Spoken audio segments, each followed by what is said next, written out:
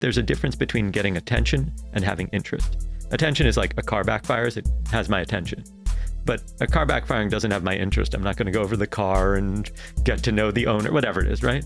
And so for that, we want to understand how the brain works. And there's a handful of characteristics that really put an advantage in your situation. The first is if you're doing something that's really generous, meaning if you actually give people more than they're expecting to receive. Now, I don't mean like gifts and things like that. People tend not to actually value gifts that much, but rather if they don't think that you're after all their money, then it reduces the risk that they're concerned, right? The second, and often almost more important, is novelty. When something stands out as unique or different, then it triggers a section of the brain called the SNVTA. It's like the major novelty center, and it causes us to be really interested and want to explore and understand it. So when you do something that stands out as unique, people become curious and want to interact with you. The third is curation.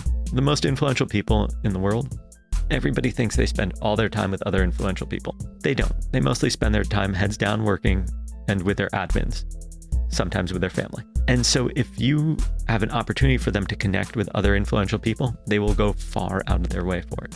Like, have you ever heard of Davos, for example? Mm-hmm. So Davos is this gathering, just for your listeners know, takes place in Europe, middle of winter. It's cold. It's literally like a pain in the butt to get to.